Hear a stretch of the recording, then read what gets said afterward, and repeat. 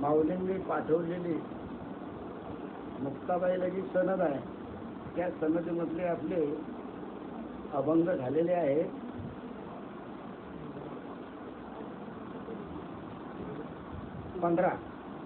आता त्या 15व्या अध्यायामधला जो थोडासा भाग राहिलेला आहे त्याचं आपल्याला आता या ठिकाणी विश्लेषण करायचं आहे.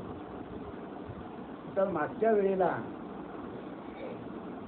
स्थितिवंत आणि गतिवंत याचं वर्णन आपण केलेलं आहे. आपल्या ठिकाणी जे मन आहे, जे इंद्रिय आहे, मन, बुद्धी, चित्त आणि अहंकार नामस्मरण करता करता पंच कर्मेंद्रिय आणि पंच ज्ञानेंद्रिय याचा जेव्हा लोप होतो तेव्हा शेवटी नामस्मरण करता करता ज्या वेळेस या त्रिकुटाच्या वर जेव्हा मन प्रवेश करते, या त्रिकुटाच्या वर ज्या वेळेस मन प्रवेश करते नामस्मरण करता करता त्यावेळेस त्याला देहाचं भान राहत नाही. बरोबर आहे. आणि म्हणून आपण देहभान होतो म्हणजे देहाची त्याला आठवण राहत नाही, म्हणजे मी देह आहे याची आठवण राहत नाही किंवा जगच नाही असं त्याला भास होतो. म्हणजे तो त्या स्वरूपाशी काय होऊन जातो, एकरूप होतो. तर या ठिकाणी सांगितलेलं आहे प्राण शक्तीद्वारे ओंकार स्वयंभू प्रगट होणे हे श्री गुरुचे शक्ती स्वरूप आहे. काय प्राणशक्तीच्या द्वारे नामस्मरण करता करता ओंकार स्वरूप प्रगट होणं हे गुरुचं शक्ती रूप आहे. मागच्या वेळेला शक्ती या संबंधीचं आपलं विवेचन झालेलं आहे. गुरु आणि ब्रह्म दोन्ही एकच आहे याचंही वर्णन झालेलं आहे.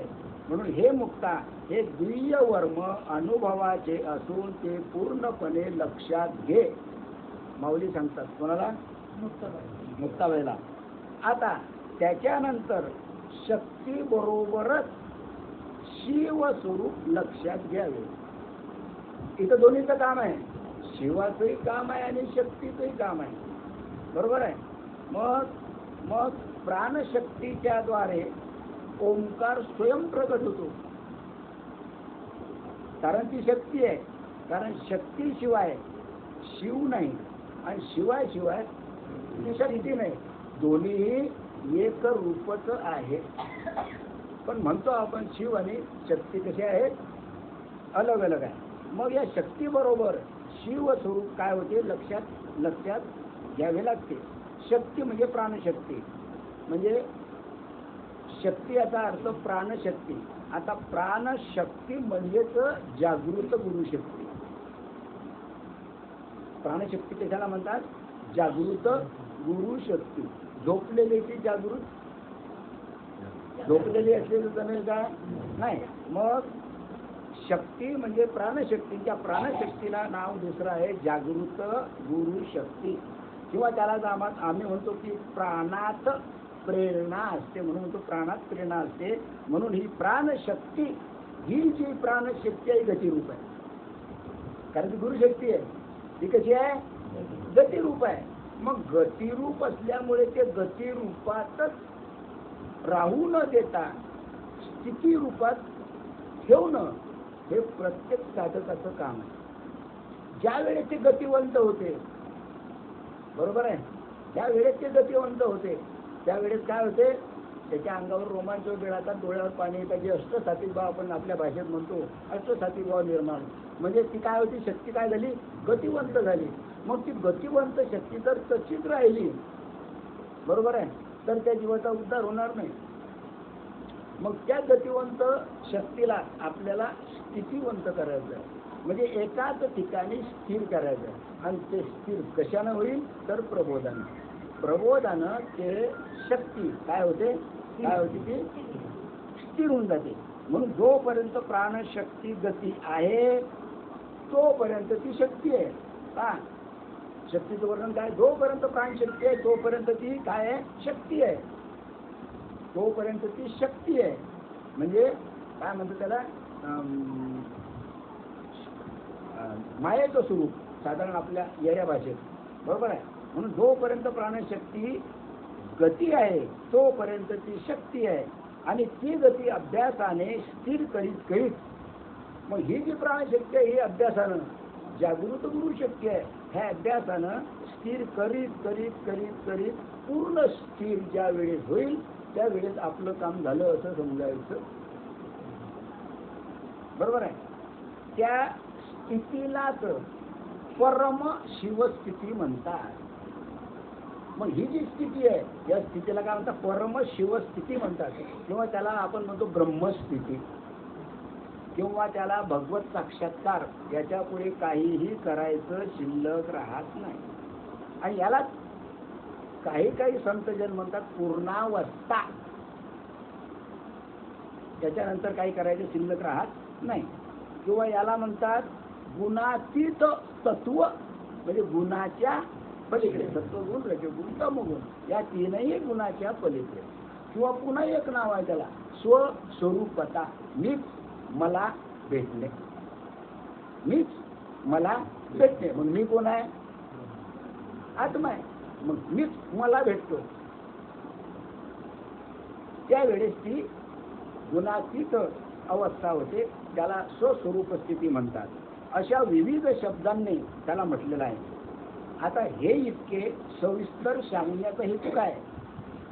इतकं सांगण्याचा महत्वाचा मुद्दा असा की त्या शक्तीमधून शिवस्थितीत, शक्तीमधून शिवस्थितीत म्हणजे पूर्ण स्थितीत येणे आवश्यक असल्यामुळे गतिवंत आहे, नाही काय? तिच्यामध्ये गती येते, त्याच्यानंतर त्याचा विकास होतो, त्याच्यामध्ये हालचाल होते, नाही काय? हालचाल झाल्यानंतर जशी जशी सुरुवातीला गतिवंत होते ती स्थिती आपली नाम घेतल्यानंतर, त्याच्यानंतर त्याला उलटी फिर व्हावी लागते. त्यावेळेस ती काय होईल? स्थितीवर येईल, बरोबर आहे. मग शक्तीतून शिवस्थिती म्हणजे पूर्ण स्थितीमध्ये येणं आवश्यक आहे. आणि त्याच्याकरता सोहम अनुसंधानाने या ऊर्ध्व स्थितीला यावे लागते. सोहम अनुसंधानानं सोहमवर लक्ष ठेवल्यानं तो त्या पूर्ण ऊर्ध्व त्याची ऊर्ध्व स्थितीपर्यंत तो पूर्ण तिथपर्यंत पोचतो. सोहम याचा अर्थ काय? सोहम याचा अर्थ श्वासोश्वास. ज्याचा श्वासोश्वास सुरू आहे तो सोहम. त्याला परमात्मा म्हटलेला आहे. कारण तुमच्या आतमध्ये असलेलं जे परमात्मा तत्व आहे हे श्वास रूपानं तुमच्या आतमध्ये अवेलेबल आहे. नाही म्हणायची सोय नाही. श्वास चालू आहे ना, मग तोच चालू आहे. त्या श्वासामध्येच तो आहे.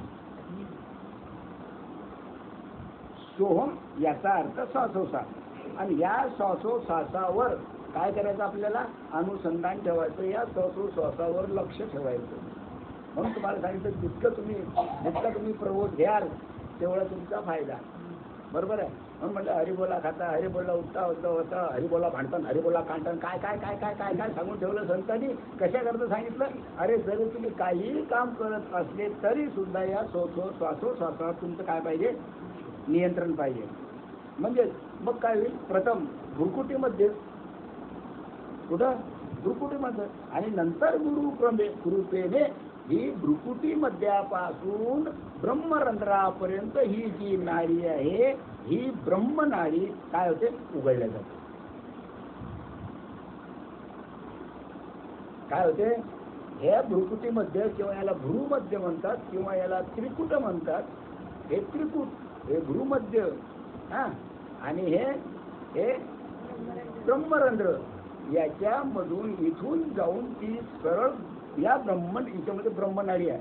ब्रह्मनाडी बिलकुल बारीक आहे, केसासारखी मागची ते झालेलं आहे. तर त्या ब्रह्मनाडीमध्ये ते जाऊन ब्रह्मनाडीच्या द्वारे त्या ब्रह्मरंध्रापर्यंत जाऊन पोहोचते. भ्रुकुटी मध्यातून ब्रह्मरंध्राकडे ऊर्ध्व येणे आपोआप घडते. जप नको, तप नको, काही नको, ध्यान नको, धारणा नको, तपश्चर्या नको, काही नको, काही नको. आपोआप या गोष्टी येतात, आपोआप या गोष्टी घडतात. बरोबर आहे. आणि त्याचे निरीक्षण पद्धतीने पहा, तुम्हाला पहिले सांगितलेलं आहे, निरीक्षण पद्धतीने लक्ष देऊनच त्याचा अनुभव घ्यावा लागतो. सुरू ठेवायचा, प्रबोध सुरू ठेवायचा, फक्त तिकडे लक्ष ठेवायचं. लक्ष ठेवता ठेवता आपोआपच काय होते? अनुसंधान साधते. अनुसंधान साधल्यानंतर आपोआपच आपल्याला ते अनुभवाला येते. म्हणून सहजची योग घडे. योग करायचं काम नाही, योगाचं काम नाही. सहजची योग घडे, ज्याला योग नाही. या योगा करता किती तपश्चर्या करावी लागते. पूर्वी ऋषीमुनींनी किती तपश्चर्या केली याच्या करता. पण आमचे माऊली म्हणतात सहजची योग घडे ना अभ्यासिता. ना अभ्यासिता म्हणजे अभ्यास न करताही सहजच योग घडतो. बरोबर आहे. थोडक्यात सांगायचं म्हणजे काय? गुरुशक्ती म्हणजे गती.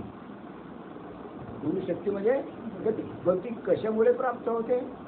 गुरुशक्तीमुळे ती गती प्राप्त होते. बरोबर आहे. आणि शिव म्हणजे सोहम स्थिती. शिव म्हणजे सोहम स्थिती. या दोन्हीचा संकोच ऐक्य रूपानं होतो. एकीकडे गुरुशक्ती, एकीकडे शिवशक्ती. हा, बरोबर आहे.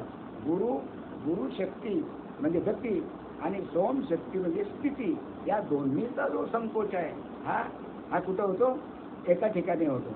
मग याला सूक्ष्म करीत राहिले पाहिजे. आणि तेही केवळ फक्त लक्ष देऊन, फक्त लक्ष ठेवायचं. प्रबोधार मी तुम्हाला पहिला वरून सांगितलं, प्रबोधार काय करायचं?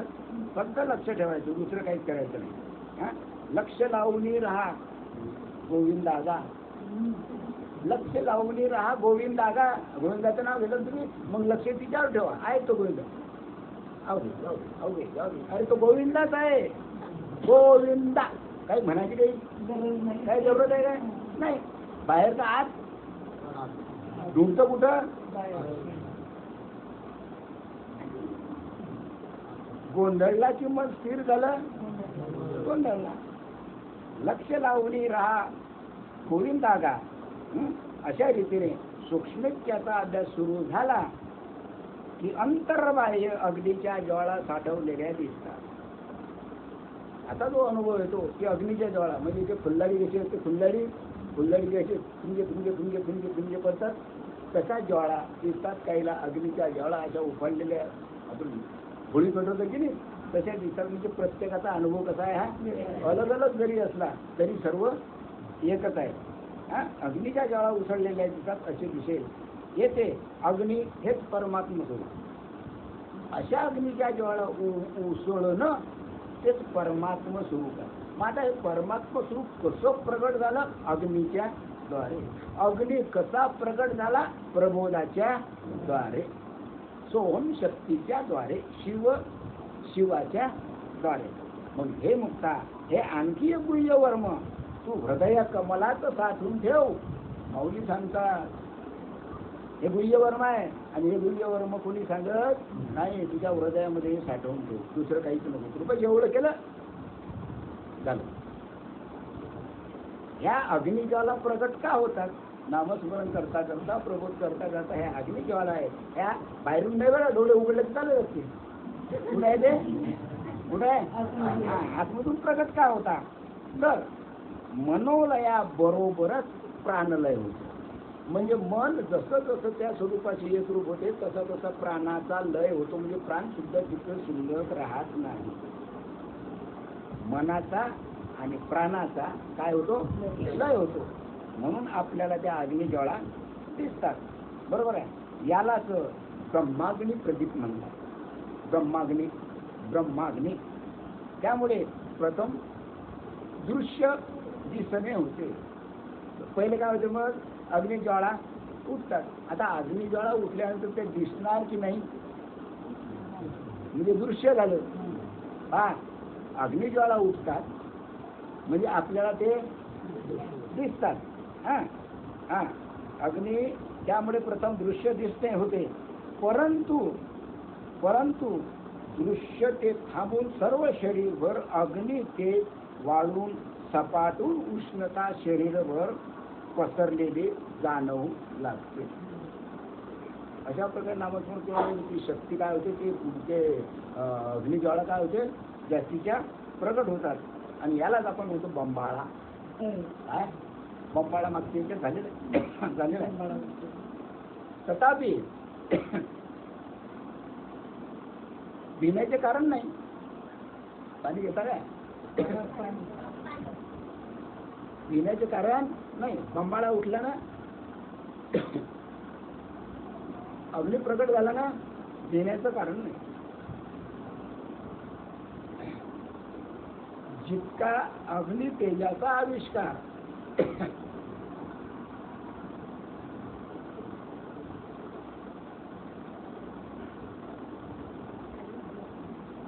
जितका अग्नि तेजाचा आविष्कार म्हणजे जितका हा बंबाळा उठेल, बरोबर आहे, तितकं ब्रह्म साक्षात्कार अति जवळ आहे असं समजायचं.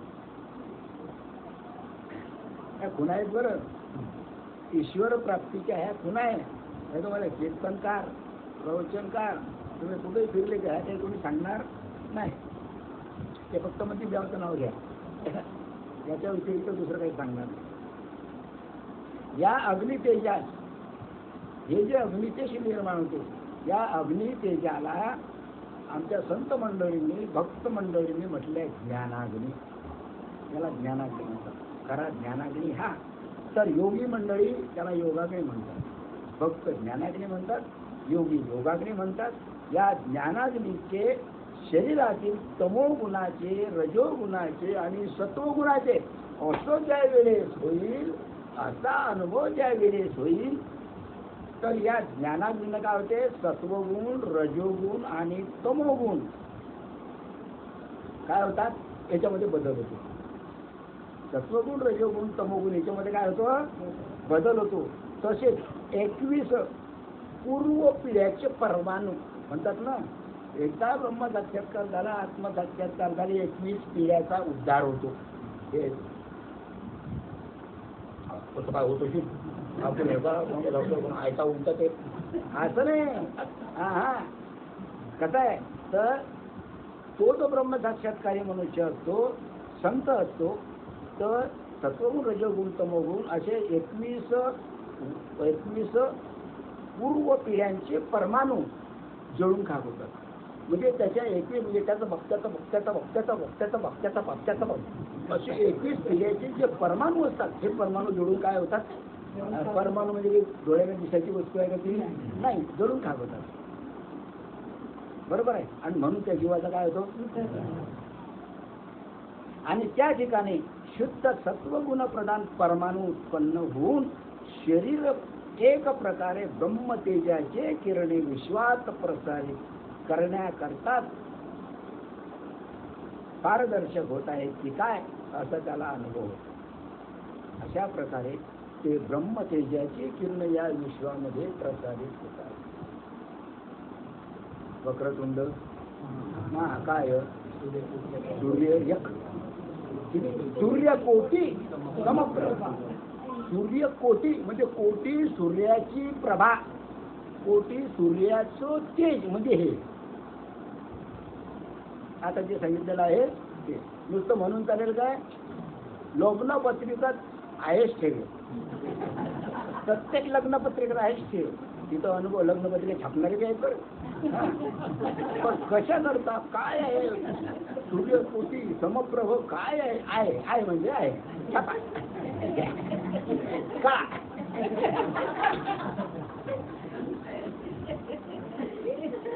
अपने को मतलब किसका?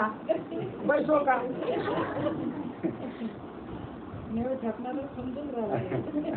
और उनका मतलब क्या?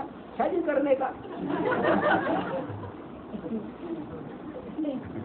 बरोबर आहे.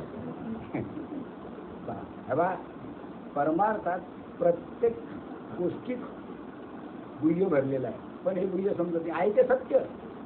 सूर्यकोटी समोर आहे बरोबर, पण हे कळत नाही. मग ब्रह्मतेजाची जे किरण आहे हे विश्वासमध्ये प्रसारित करण्याकरता जणू पारदर्शक होतात की काय असा सखोल अनुभव त्याला येतो. याची परिपक्व स्थिती म्हणजे मग आता परिपक्व स्थिती कधी झाली, पूर्णत्वाला हा कसा पोचला? तर त्याच्या शरीराच्या आत बाहेर सर्व विश्वात कोटी कोटी सूर्य उगवल्याप्रमाणे महातेज उसळते. ते तेज बाहेरून येते, त्याच्या आतमधूनच ते तेज उसळते, आतमधूनच ते तेज उसळते. तो स्वतःच तेजोरूप परमात्मा होतो. परमात्मा कुठं नाही, तो स्वतःच तेजोरूप परमात्माच होतो. जीवही राहत नाही, शिवही राहत नाही, तो परमात्मा स्वरूप होतो. तो त्याला म्हणजे देहही समजत नाही, जगही समजत नाही, काहीच नाही. हे कोटी सूर्याप्रमाणे जे प्रकाश आहे हा प्रकाश त्याच्या आतमधून सळसळतो, महातेज त्याच्या आतमधून उसळते. आणि त्यात एवढं मोठं तेज उसळल्यानंतर त्यात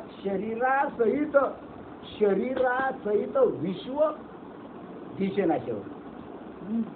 हे विश्व आहे का, काय आहे का, भारत आहे का, जग आहे, अमेरिका आहे, स्वर्गमुक्ती पाताळ आहे का, नवखंड काय काय काय काय काय काय आहे का, मी आहे का, ते काहीच नाही. सर्व विश्व खलास. आणि तेच संपूर्ण महातेज भक्ताच्या ठिकाणी आहे. आणि तेच महातेज भगवत स्वरूप भगवंताच्या ठिकाणी आहे. म्हणून ब्रह्म आणि गुरु दोन्ही एक, तिच्यात भेद नाही. या अवस्थेत त्रिपुटी शिल्लक राहत नाही. त्रिपुटी वेगळी असते.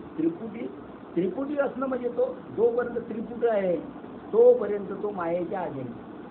त्रिपुटीच्या अलग झाला की अशी त्याची स्थिती होते. याचंच रहस्य असं की ज्ञाता ज्ञानरूप होतो. ज्ञाता काय होतो?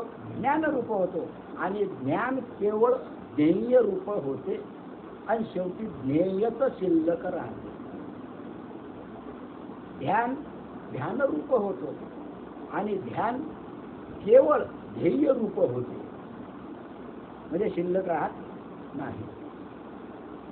जे शिल्लक राहते ते ध्येय. आणि म्हणून म्हटलंय तिसरी गोष्ट, द्रष्टा दर्शन रूप होते.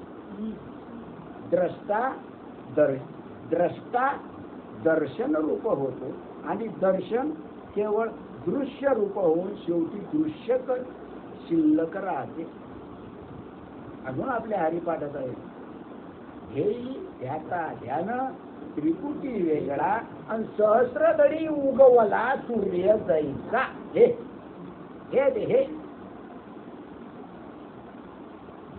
कोणता सूर्य? सहस्रदरी कोणता सूर्य उगवते? महातेज, परमात्माचं महातेज ते आपल्यामधूनच सळसळ करते आणि संपूर्ण ब्रह्मांडामध्ये ते तेज पसरते. आणि म्हणून म्हटलं आहे तो हा गे श्रीहरी, तो हा गे श्रीहरी पाहिला डोळावरी. तो त्याला काय करतो? पाहतो. आणि पाहता पाहणे दुरी सांडोने दृश्य दृष्टा ध्येय सर्व सर्व सर्व सर्व खलास म्हणतात. तात्पर्य काय? किंवा प्राणशक्तीमध्ये जी गती असते ही गती आणि सोहम तत्वामध्ये असलेली स्थिती यांचं सूक्ष्मैक्य होते. प्राणशक्तीमध्ये असलेली गती आणि सोहम तत्वामध्ये असलेली स्थिती. सोहम तत्व काय? तत्व कशाकरता? किंवा ती आपली वृत्ती स्थिर करणं. प्रबोध काय देतो? त्याची वृत्ती स्थिर करते. आणि गती म्हणतं असते म्हणजे काय होते? ती गती नाम दिल्यानंतर ती गती काय होते? वाढत जाते. बरोबर आहे. त्यावेळेस तो प्राणशक्तीमध्ये जी गती असते ही गती म्हणजे गुरुशक्ती किंवा जागृत गुरुशक्ती हे प्राणशक्तीमधली गती आणि सोहम स्थितीमधली सोहम तत्वामधली हे स्थिती हे सूक्ष्मैक्य होते. सूक्ष्मत्व होते म्हणजे इतकी सूक्ष्म होते की त्या सूक्ष्मामध्ये कोट्यावधी सूर्याचा प्रकाश असतो. याच्या अगोदर झालेला आहे.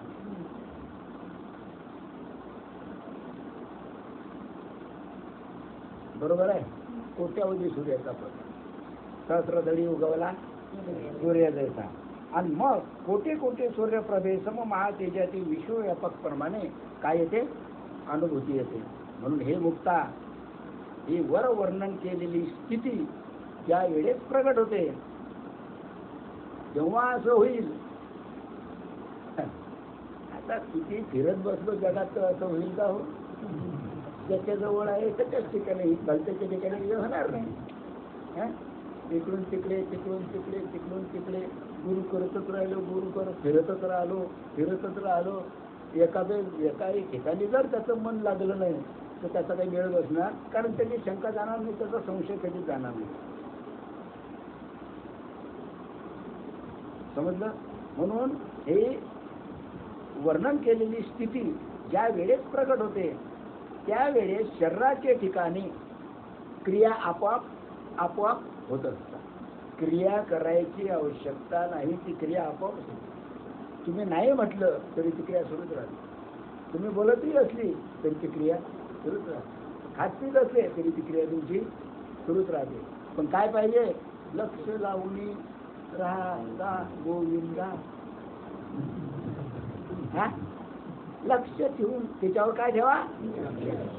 लक्ष ठेवा.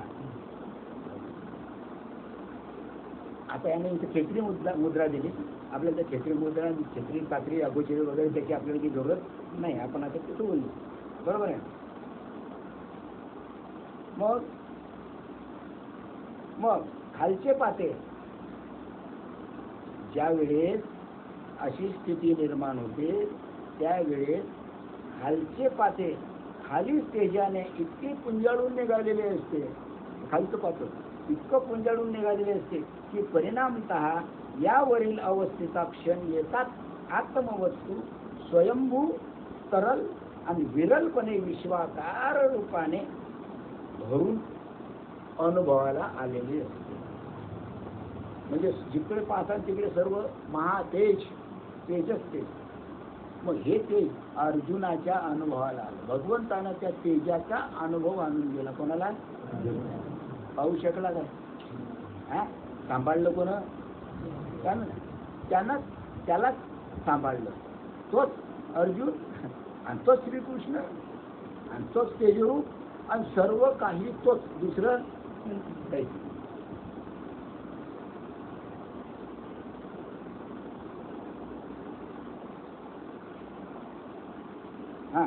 अशी अनुभवाची शीग भरणे हे मुक्ता.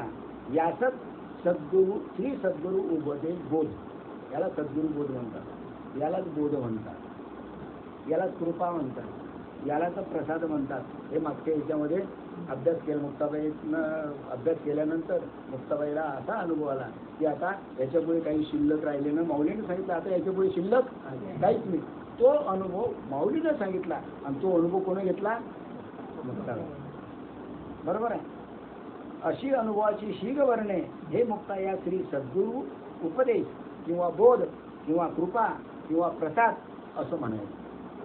बोध म्हणा, कृपा म्हणा, गुरुचा प्रसाद म्हणा, भगवंताचा प्रसाद म्हणा, बरोबर आहे.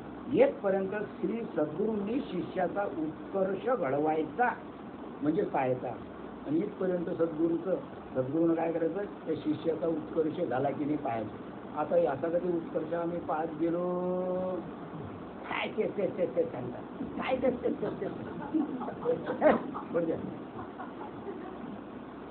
अरे आणून पालटून बोलावं लागतं इथे, या सत्य काय. आता तेच जर सांगत बसलो, जे महत्वाचं तेच जर सांगत बसलो, आम्हाला नाही काय तेच ते सांगतात, आम्हाला नाही काय तेच ते सांगतात, काय माहित काय काय सांगतात, काय समजतं तेच समजत नाही. अर्थ जाणून घेणारे विरळीत आहे, अर्थ काही समजून घेत नाही. बस का नाही इतके मोठं बसलेले आहे, हे बी प्युअर एक नंबरचे मुक्त आहेत, त्याच्यापर्यंत गेलेले आहेत. पण काय चालू आहे आपलं आहे की नाही, आहे की नाही. आणि बाकीचे जे सोडून गेले त्याचं म्हणतं प्रश्नच नाही, त्याचा तर त्याचा आपल्या इथं काही संबंध नाही, आपल्याशी त्याचा काही संबंध नाही. आणि यानंतर सांगण्याचे उपदेशाचे असे काहीही उरलेले नसते, याच्यापेक्षा दुसरा उपदेश नाही, काही शिल्लक राहत नाही. सद्गुरूने नाम द्यायचं,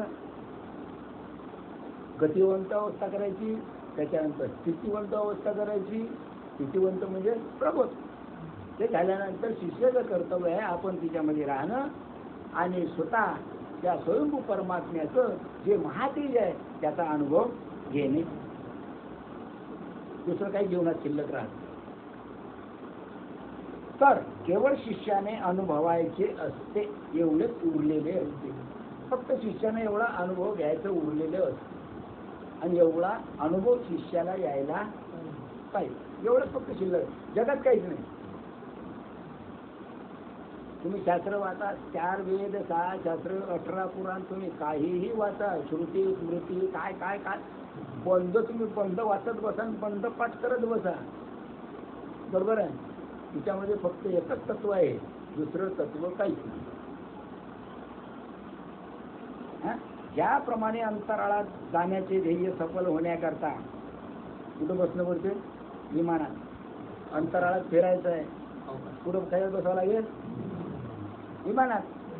का मारुतीसाठी उडतात तुम्ही अशी आहे काय, नाही, विमानात बसायला. विमानात बसले की कुठं आकाशात. मग अंतराळात जाण्याचे ध्येय सफल होण्याकरता आपल्याला विमानात बसावं लागते. म्हणजे विमानाची उड्डाण होतात. आपल्याला असं काय, आपलं जे ध्येय आहे हे आपल्या पदरात पडते. आता मी अंतराळात फिरून आपलं ध्येय काय होते, साध्य होऊन जाते. तसंच हे मुक्ता. असे समजू नकोस की पुढील उत्कर्ष संपला, एवढं जरी झालं, हे मुक्ताबाई पुढील उत्कर्ष संपला असं समजू नको व माय. असं कोण म्हणतात, माऊली म्हणतो. कोणाला, मुक्ताबाई. बहीण तर आहेच आहे, पण माहिती आहे, बरोबर आहे. उत्कर्ष संपला म्हणजे सुधारणा संपली, किंवा आता याच्यापुढे काही नाही असं समजू नको बरं. तर पुढील उत्कर्ष होण्याकरता या उत्तम साधकाने अत्यंत सावधगिरीने असावे लागते. ह्या उत्कर्षापर्यंत यायचं तुम्हाला, तर अत्यंत सावधगिरीने तुम्हाला यायचं असते. सावधगिरीने तुम्ही या, धीरे धीरे या. कोणत्याच प्रकारची तुमची वाट अळणार नाही, आपोआप त्या क्रिया होती. काहीच करावं लागणार नाही, काहीच नाही, काहीच नाही करावं लागतं. आपोआप त्या क्रिया मोकळ्या होऊन जातात. सावधगिरीने वाट आपोआप सापडते. आणि सद्गुरु कृपारूपी यानात, असो ते यान आहे, असो ते विमान आहे, सद्गुरु कृपारूपी यानात बसून निरीक्षण करीत राहणे आवश्यक आहे. ते यानात बसा, मग निरीक्षण करत राहा जगाचं, अंतराळाचं कसं आहे, काय आहे, काय नाही. तसं विमानात बसल्यावर मग माणसं काय निरीक्षण करतात आकाशाचं. तर हे जे यान आहे, सद्गुरूरूपी यान आहे, विमान आहे, तुमच्यामध्ये तुम्ही बसा आणि निरीक्षण करा आकाशाचं, जगाचं, बरोबर आहे. आणि म्हणून म्हटलेलं आहे, श्री गुरु सारखा असता पाठी राखा, इतराचा लेखा कोण करी. आणि म्हणून ज्ञानेश्वर माऊलींना म्हटलेलं आहे, काय म्हटलेलं आहे, ज्ञानदेव म्हणे तरलो, सात उद्धरलो गुरु कृपे. म्हणजे इथपर्यंत आपली मजल जाणं आवश्यक आहे. आणि ते लवकरात लवकर हैगई करायचं काम नाही. आता इथं आज आले, महिन्यातून एकदा आले तर मग काही वेळ बसत झाले काय अरे आपले तेच वेळ बसणार नाही. आता 15वा अध्याय, 15वा अभंग, आता 16वा पा सहज समाधी लागली निर्गुणी. झालं इथपर्यंत झालं. तो निर्गुण स्वरूप झाला, परमात्मा स्वरूप झाला, अनंत महातेजाचा प्रकाश त्याच्या आतमध्ये पडला, नवे तोच प्रकाश रूप भगवंत झाला. बरोबर आहे. मग सहज समाधी लागली निर्गुणी, खुंटिली से वाणी न चले पुढे. वाणी खुंटून जाते, बोलायचं काम नाही. वाणी केव्हा खुंटते? या त्रिकुटाच्या वर या ब्रह्मनाडीतून गेल्यानंतर वाणी खुंटते. तिथं वाणी शिल्लक राहत नाही. कारण वाणी मुखातून तर वाणी राहतच नाही, परंतु जे मन आहे हे मन याच्या पुढे गेले की मन सुद्धा काय होऊन जाते? मुक्त होऊन जाते, लुप्त होऊन जाते, त्या स्वरूपाशी एकरूप होऊन जाते. खुंटला हा शब्द राहिला व्यवहार. शब्द खुंटून जातात पण व्यवहार मात्र तसाच राहतो. आता शब्द जर खुंटला असता आणि व्यवहार जर राहिला नसता तर देवदेव कोण केलंच नसता. बरोबर आहे. मग शब्द खुंटला पाहिजे पण व्यवहार राहायला पाहिजे, त्याला संत म्हणतात. ज्ञानेश्वर माऊलीनं असंच केलं. तुकाराम महाराज म्हणजे जेवढे संत होते यांचा शब्द खुंटला, काहीही त्यांच्याकडे परमात्मा स्वरूपाचा आता एवढं निरीक्षणात्मक पूर्ण अनुभवाला आलं की फक्त आता त्यांचा व्यवहार आला. आणि त्या व्यवहारानं त्यांनी फक्त परमार्थाचं कार्य केलं. त्याच्याकरता तो व्यवहार आला, परमार्थाचा करण्याकरता व्यवहार आला. समजून राहिली भाषा? हा. कुंटला हा शब्द राहिला, व्यवहार झाला, साक्षात्कार सरोजीच. हा. गळाली इंद्रिय राहिले मन, झाले महाशून्य एकाएकी. विरालीशी शक्ती, झालीशी निवृत्ती. शक्ती येऊन गेली, शक्ती शिल्लक राहिली नाही. हा. वृत्तीची काय झाली?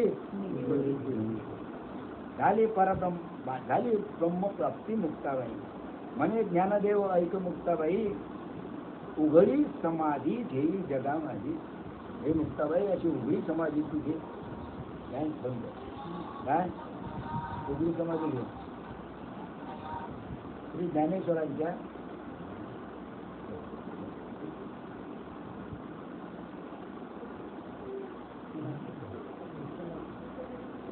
विचारला. हा.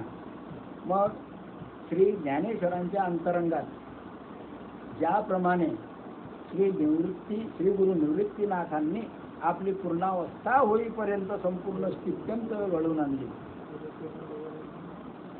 बरोबर आहे. मग निवृत्तीनाथांनी एक केलं. ज्ञानेश्वर महाराजांच्या अंतःकरणामध्ये निवृत्तीनाथांनी काय केलं? पूर्ण अवस्था होईपर्यंत स्थित्यंतर एक स्थित्यंतर मध्ये काय झालं?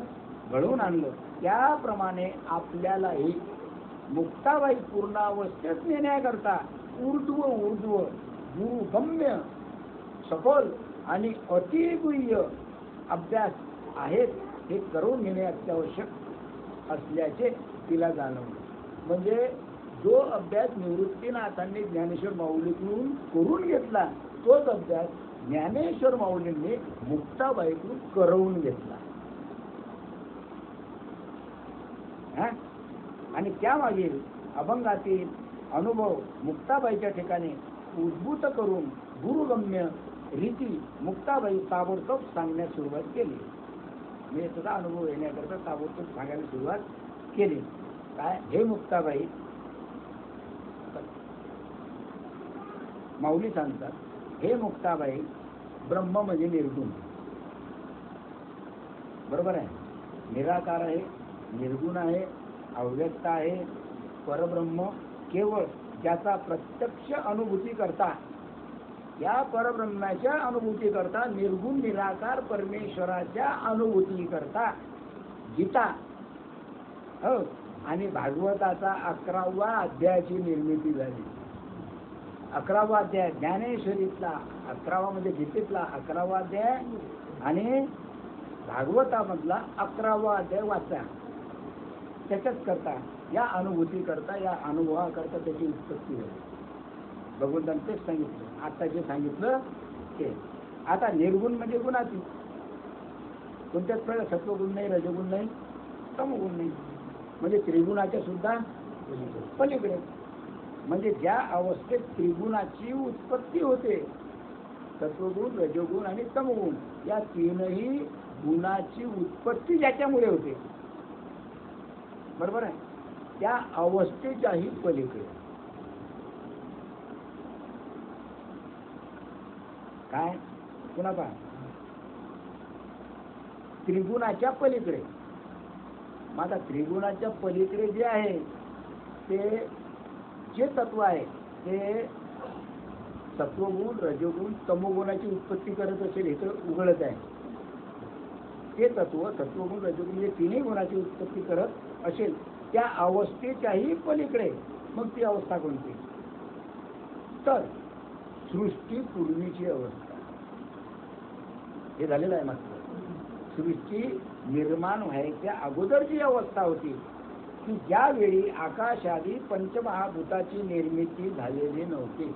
पृथ्वी, पाणी, अग्नी, वारा आणि आकाश काहीच नव्हतं. चंद्र, सूर्य, तारांगण काहीच नाही, काहीच नव्हतं. काहीच नव्हतं काय सांगा, काहीच नव्हतं. तुम्ही नाही, आम्ही नाही, काही नाही, काही नाही, कोणीच नाही, कोणीच नाही. मग हे सृष्टीची उत्पत्ती व्हायच्या अगोदर पंचमहा निर्मिती झालेली नव्हती. म्हणजे वेदोपनिषदाच्या शब्दात सांगायचे झाल्यास, वेदाच्या आणि उपनिषदाच्या शब्दात सांगायचं झालं म्हणजे आकाशाच्या पलीकडे. आकाशाच्या पलीकडे काय आहे? अरे बोला, आकाशाच्या पलीकडे आकाश दिसते की नाही तुम्हाला? किती लांब आहे?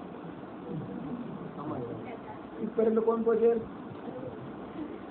चिमणी चिमणीच्या ताकदीनं पोचेल, कावळा कावळ्याच्या ताकदीनं पोचेल, घार घारीच्या ताकदीनं पोचेल, गरुड गरुडाच्या ताकदीनं पोचेल. अशा कधी कधी जीवनभर, कधी अनंत काळपर्यंत फिरत राहिले तरी आकाशाचा पत्ता लागणार नाही. असं इतकं लांब ते आकाश आहे. मग या आकाशाच्या पलीकडे कराय विचार करता येईल विचार? बोलणं गुंतलं ते काय सांगू तुम्हाला, झालेलं आहे आकाशाच्या पलीकडे. बा, हे पृथ्वीचं जवळच आहे, चंद्र, सूर्य, तारांगण तर जवळच आहे, त्याच्या पुढे आकाश आहे, ती जवळच आहे. घरी आपल्याला अफाट वाटत असलं जगाला, शास्त्रज्ञांना, तो इथे कसं परमात्मा दृष्टीनं कसं जवळच आहे की नाही? मग या आकाशाच्या पलीकडे विश्वव्यापक तेजच तेज काय आहे? विश्वव्यापक तेजच तेज. जे तेज आहे त्या तेजाचा जो प्रकाश आहे तो सूर्याचा प्रकाश. म्या बोलविता वेद बोले, म्या चालविता सूर्य चाले, म्या हलविता प्राण हले, जगाशी काळिता मेतळे एक. अरे माझ्या सत्तेनं वेद बोलतात, माझ्या सत्तेनं सूर्य जो प्रकाश देतो हा माझ्या सत्तेनं. एवढंच तर तुमच्या आतमध्ये जी हालचाल होऊन राहिली, जो प्राण आहे ना हा माझ्या सत्तेने चालतो, भगवंत म्हणतो. अशा प्रकारे या संपूर्ण ब्रह्मांडाला सांभाळणारा मी एक आहे. मग आकाशाच्याही पलीकडे विश्वव्यापक तेजच तेज आहे. किती खाली आलं हो तुम्ही? आपण सर्व किती खाली आले? बसू बसू जास्तीत विमानाचं बसू विमान, आणि जिंदगी जातो विमानात बस कॅन्सन येत बसायचं. काय काय झालं, काय पण देव कसा आहे? हा हा हा, आता ते देवाचा नंतर सांगतो, बरोबर आहे. साधन गाडी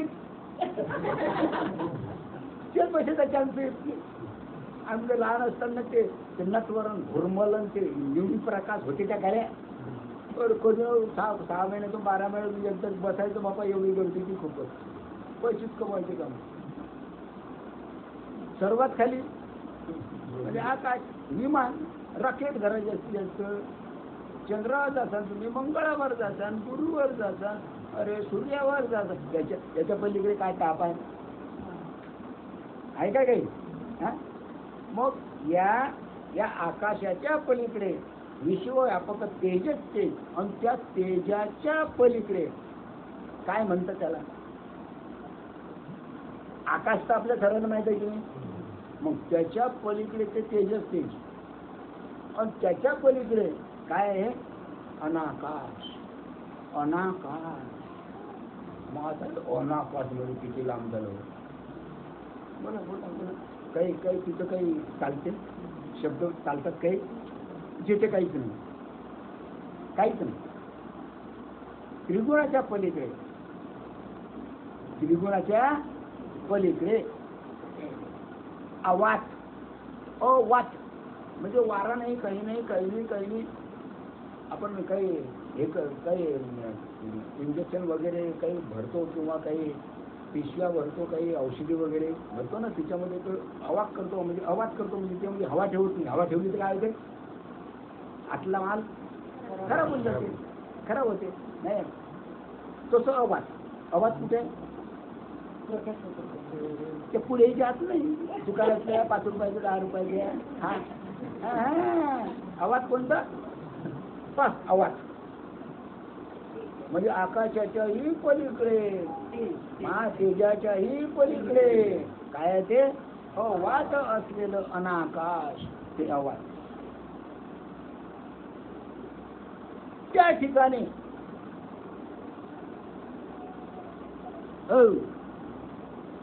श्वसन सुरू आहे. श्वसन, तुमचा श्वास सुरू आहे. तो श्वास आहे म्हणून तुम्ही अनाकाशापर्यंत पोहोचू शकतात, अभ्यास केला तर.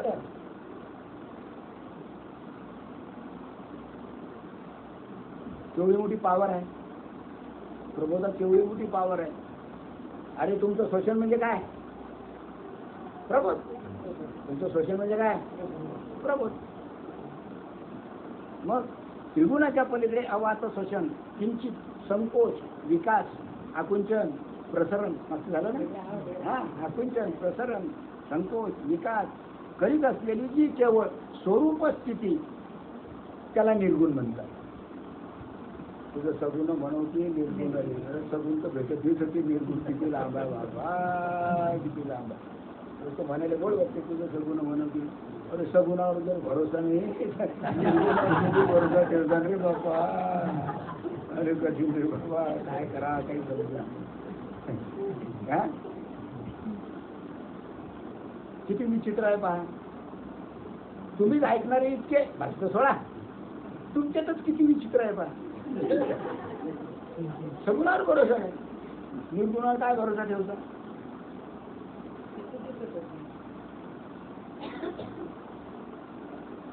केवढी मोठी गहन परिस्थिती आहे.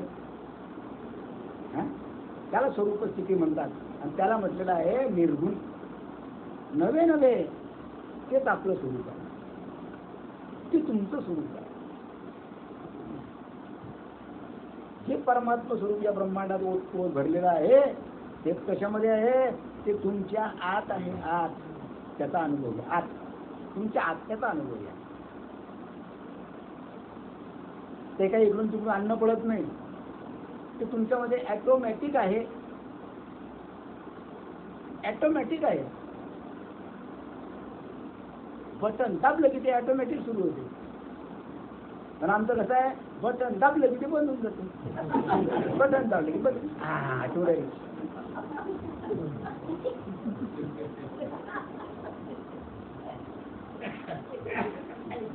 बरोबर आहे की नाही? आता किती बटणं वेगळं सांग.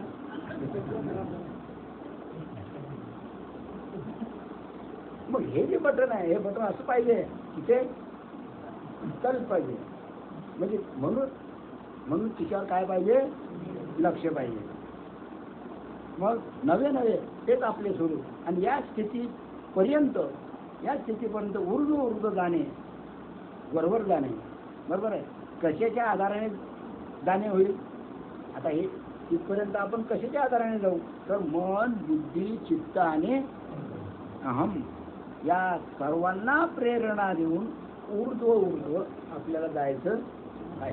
कारण मनाशिवाय आपण कारण मन त्याचं प्रबोध करता मनानं करता ते मन सुद्धा त्या प्रबोधामध्ये काय होऊन जाते? एकरूप होऊन जाते. म्हणजे ती प्राणशक्ती इतके घडले की निर्गुण स्वरूपात्मक ब्रह्म साक्षात्कार झाला असं समजायचं. तोपर्यंत म्हणता येत ब्रह्म साक्षात्कार झाला असं म्हणता येत नाही. यासाठी प्रथम सहज समाधीचा अभ्यास निरीक्षण पद्धतीने करायचा. सहज समाधी उठता बसता खाता बोलता अरे बोला आलं कुठं तिथं अरे बोला खाता अरे बोला भांडता निरीक्षण पद्धतीने त्याचा काय करायचं? पहिले अभ्यास करायचा. प्रथम सहज समाधीचा अभ्यास करायचा म्हणजे चालता बोलता आपलं प्रबोध सुरू. या अभ्यासासाठी प्रथम हे मुक्ता शरीरात नख शिखांत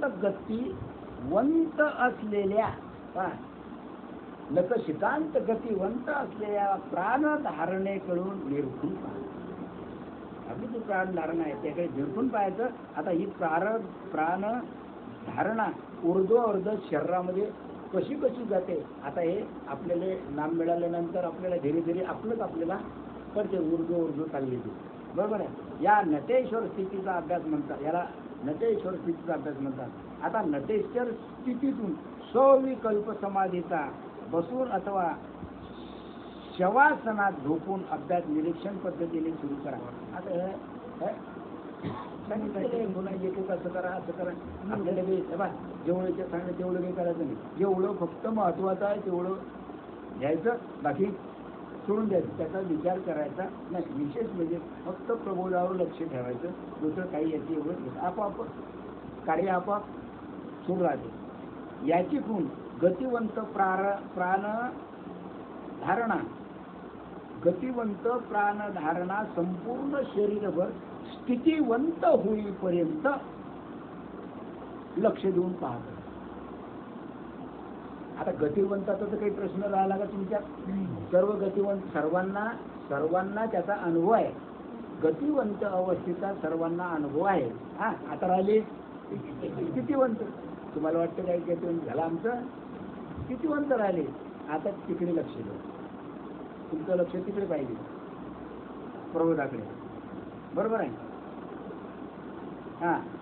स्थितिवंत अवस्था संपूर्ण शरीरभर आली का? आणि याला सहज समाधी म्हणतात. चालती बोलती समाधी. कामही करायचं, संसारही करायचा, पण आपलं लक्ष तिकडे द्यायचं. आता सामान्य अज्ञानी लोक समाधी कशाला म्हणतात? सामान्य लोक, अज्ञानी लोक एवढंच नाही, चांगले विद्वान पंडित लोक समाधी कशाला म्हणतात? तिकडे लक्ष द्यायचे कारण नाही. ते समाधीचं वर्णन कसंही करू, कसंही बसो. आता आपण फेसबुकात पाहतो, कोणी 25 वर्ष ध्यानधारणा करते, कोणी काही करते, कोणी काय करते. अरे बापा त्या फेसबुकमध्ये पहा, कुंडलिनी जागृती नमो करतो, किती असते ती. आपल्या तिकडे लक्ष द्यायची जरूरत नाही. आपलं सगळं झालेलं आहे ते. तर आता शरीरभर स्थितिवंत धारणा झाली का? गतिवंत झालेली आहे. आता राहिली स्थितिवंत. त्याच्याकरता लक्ष देऊन राहा का गोविंदा? करा, लक्ष द्या. म्हणजे गोविंदाचे लक्ष. गोविंद कोण? बरोबर आहे.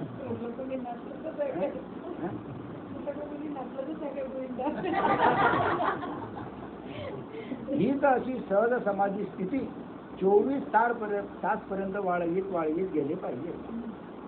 किती तासपर्यंत? 24 तासपर्यंत. एवढं होईल का? त्याच्याकडे आपलं लक्ष द्यायचं नाही. बरोबर आहे. या अवस्थेत येईपर्यंत काय काय अनुभूती आल्या, प्रगटल्या? प्रथम सांग. तर पहिले वाचीचा अनुभव येतो का? नाही. का नाही येत? तर मुखस्थानामध्ये जी वैखरी आहे, नासिकाग्र पीठ स्थानाच्या मध्यमेत लीन झाली. हां हां हां वाचेचा अनुभव येतो का? नाही, वाचेचा अनुभव किती येत नाही. आता काय येत नाही तर मुखस्थानी वैखरी जी नाशिकाग्र पीठ स्थानाच्या मध्यमेत लीन झाली. म्हणजे ही वैखरी कशामध्ये लीन झाली? मध्यमेत लीन झाली. हां आणि मध्यमा भ्रुकुटीमध्ये लीन झाली.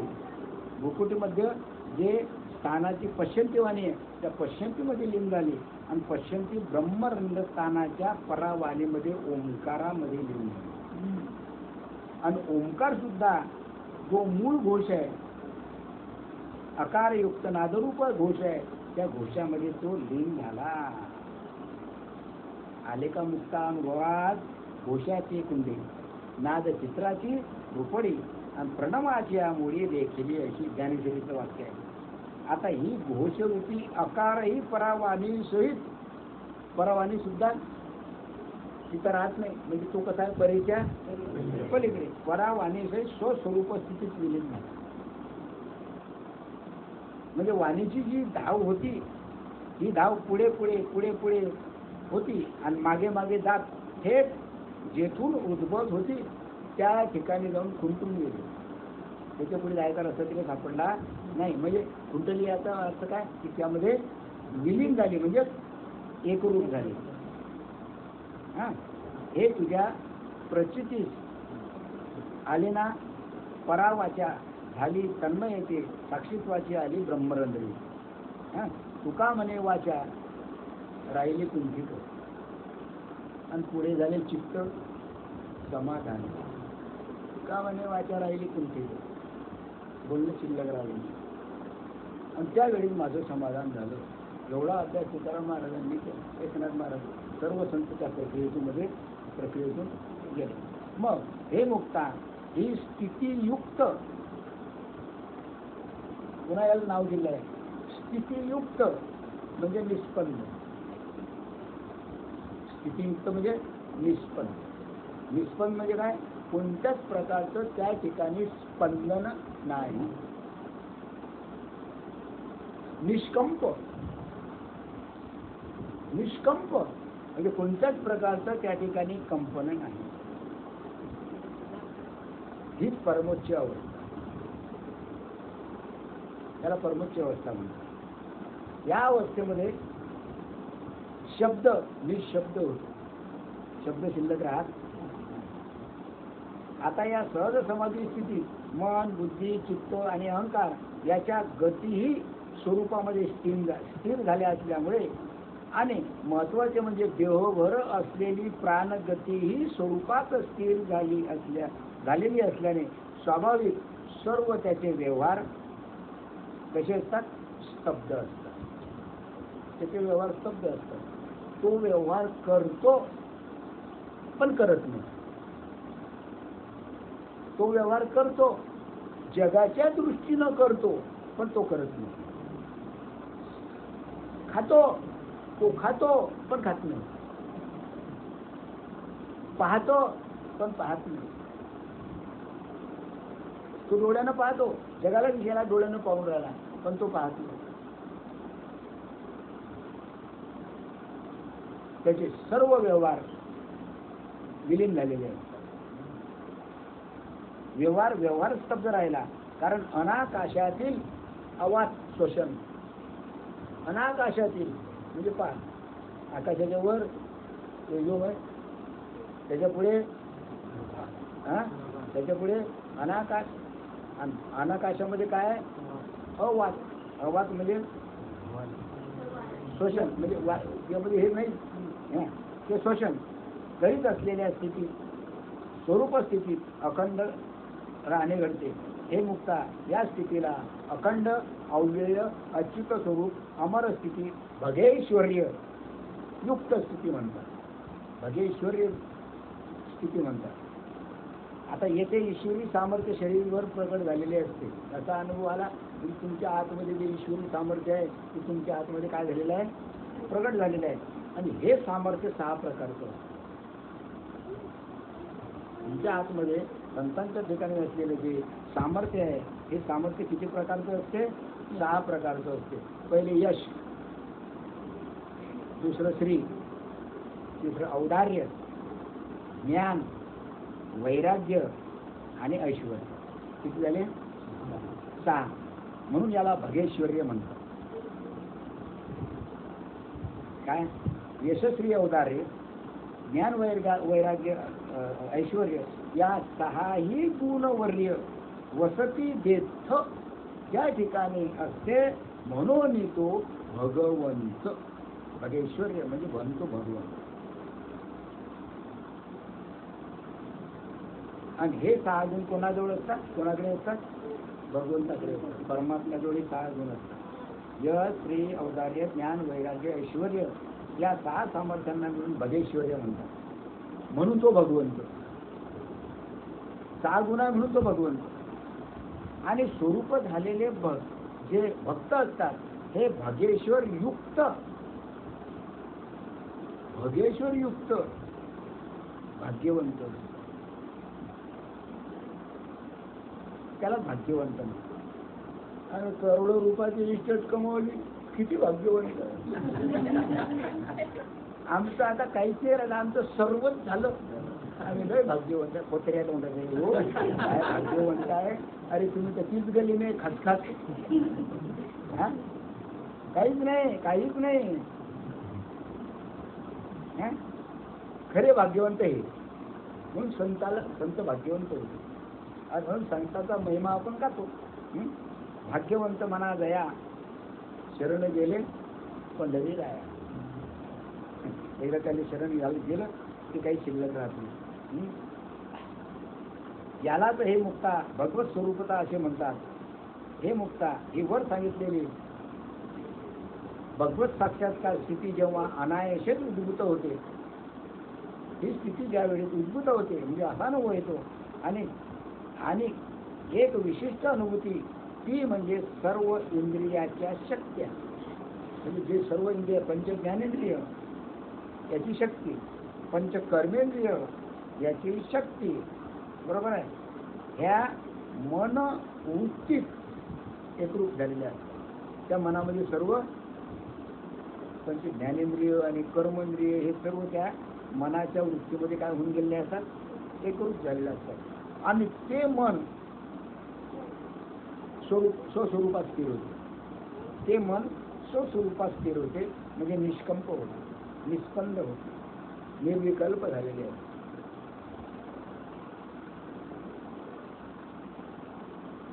याच्या व्यतिरिक्त दुसरा काही सत्संग घेणं म्हणजे हाही मुश्किल, हे मुश्किल आहे. तर काय घ्या? मला तर प्रश्न पडतो की आता काय घ्या? ज्ञानेश्वरी झालं, भागवत झालं, हे झालं, ते झालं, आता काय घ्या? जे जे घ्यायचं असेल ते सांगूनच झालेलं आहे. जे घ्यायचं असतील ते सांगूनच झालेलं आहे. आणि आम्ही कच्चे झाले. काय फरक नाही. व्हॉट इज दिस? काय आहे? परिणाम व्हायला पाहिजे ना. नाही बाहेरून, आतून परिणाम व्हायला पाहिजे. इतकेच नव्हे तर सर्वत्र खाली वर मागे पुढे दश दिशा साहित्य रहित निर्माण होऊन सर्वत्र काहीच नाही अशी एक महाशून्य स्थिती झाल्याची अनुभूती. त्याला महाशून्य म्हणतात. महाशून्य म्हणजे अनाकाश. तेजोमय प्रकाश शून्य होत की ज्याला शून्य म्हणजे काय, महाशून्य स्थितीचे लक्षण काय हे अभंगामध्ये सांगितलेलं आहे. हे मुक्ता, आता ब्रह्म साक्षात्कार स्थितीचा अनुभव वैज्ञानिक दृष्टीने आपणास कळणे आवश्यक आहे. पहा, इथं वैज्ञानिक दृष्टी दिली की विज्ञानामध्ये ब्रह्म साक्षात्काराची स्थिती कशी असते हे वैज्ञानिक दृष्टीने सांगितलेलं आहे. काय? पहा, आकाश तत्वापासून मन, बुद्धी, चित्त आणि अहंकार,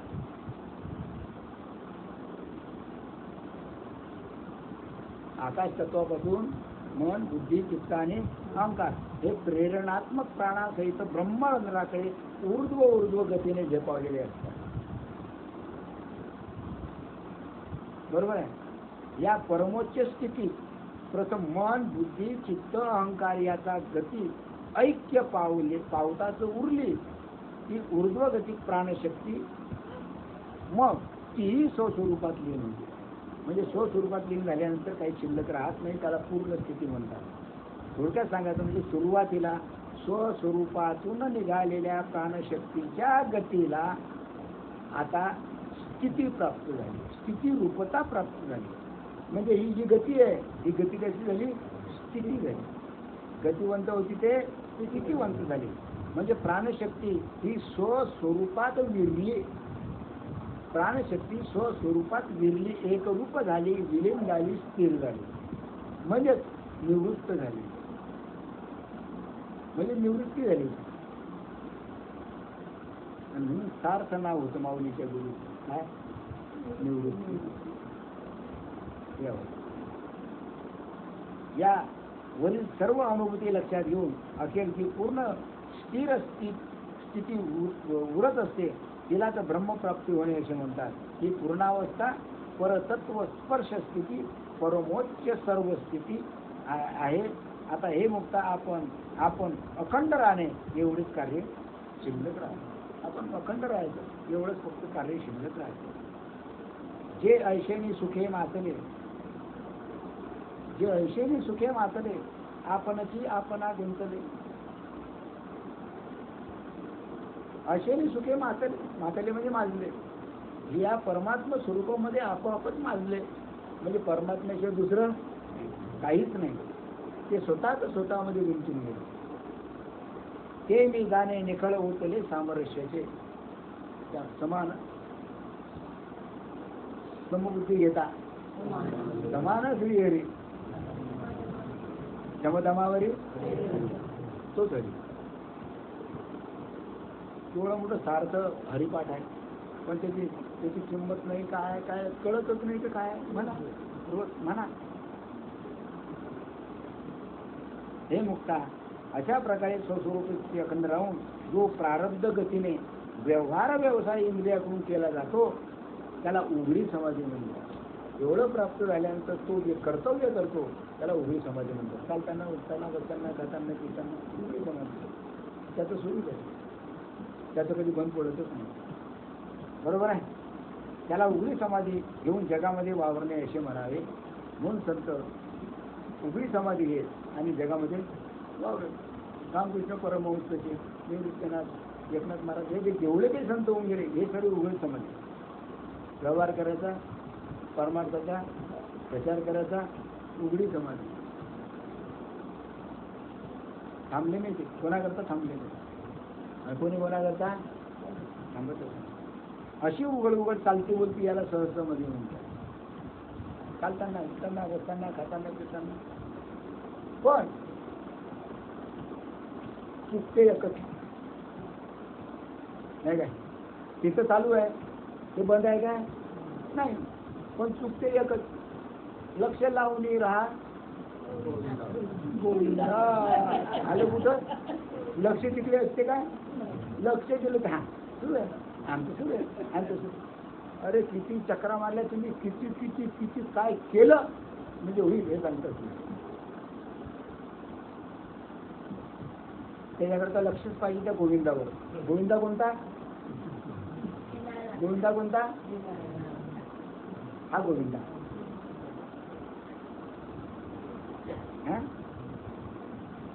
अशी उघड चालती बोलती सहज समाधी धारण करून येथून पुढील जीवन क्रमविण्यास आरंभ करावा. आणि एवढं झालं म्हणजे पूर्ण तुम्ही आपलं कार्य करत राहाल. तर आपला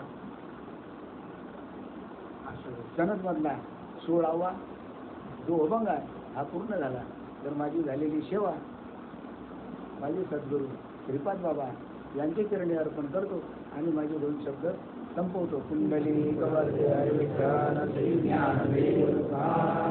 पंढरीनाथ महाराज की जय. माऊली ज्ञानेश्वर महाराज की. सच्चिदानंद सद्गुरू श्रीपाद बाबा की. सच्चिदानंद रामदास बाबा की. सभाचंदन की जय. स्वामी सद्गुरु परब्रह्म ब्रह्ममूर्ति चरण करी आरती श्रीपाद सद्गुरुच्या मुरली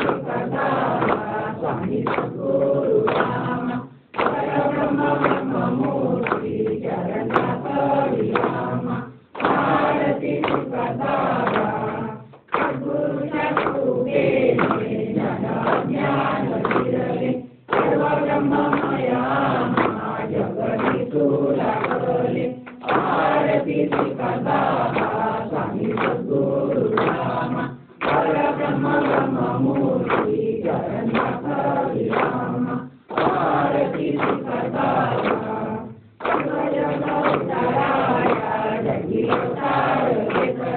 हरिभक्त प्रेमदास गुरुबाई निवाला आरतीची कथा स्वामी सद्गुरू रामा परब्रह्म ब्रह्ममूर्ती जगन्नाथ विराम आरतीची कथा आरती ज्ञानराजा महाकैवल्य तेजा देविकी साधू संत मन वेदना माझा आरती ज्ञानराजा कमले ज्ञानजगी समिनादी कोणी अवतार पांडुरंग नाव ठेविले ज्ञानी आरती ज्ञानराजा महाकैवल्य तेजा देविकी साधू संत मन वेदना माझा आरती ज्ञानराजा जगतुल्य बोले विश्वब्रह्माची देवे नामाजनादरी चरणमस्तक ठेविले आरती ज्ञानराजा महाकैवल्य तेजा देविकी साधू संत मन वेदना माझा आरती ज्ञानराजा लागले नागराज काशान साजिले ऐसे तुकोबाचे अमंगल केले आरती तुकाराम स्वामी सद्गुरू रामा सच्चिदानंद मूर्ती आर्यनाथ विराम आरती तुकाराम सच्चिदानंदनेश्वरी ब्रह्मसुखाची आले मनोने रामेश्वरी चरणमस्तक ठेविले आरती तुकाराम स्वामी सद्गुरू रामा सच्चिदानंद मूर्ती आर्यनाथ विराम आरती तुकाराम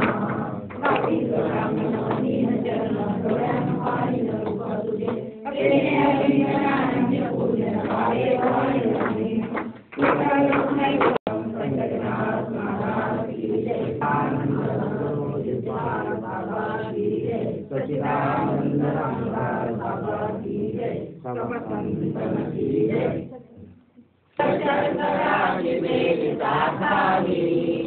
सद्गुरु नामे गोड शंकराची देवता खाली अनुभव घेऊन सकल जनांना मुठ मुठ वाटावी अनुभव घेऊन सकल जनांना मुठ मुठ वाटावी वाल्याचा तो वाल्मिकी झाला नामाने तरला वाल्याचा तो वाल्मिकी झाला नामाने तरला रामादी रामायण हा ग्रंथ हालिला रामादी रामायण हा ग्रंथ हालिला सद्गुरु नामे गोड शर्कराची देविता खाली सद्गुरु नामे गोड शर्कराची देविता खाली अनुभव देऊन सकल जनांना मुठ मुठ वाटावी अनुभव घेऊन सकल जनांना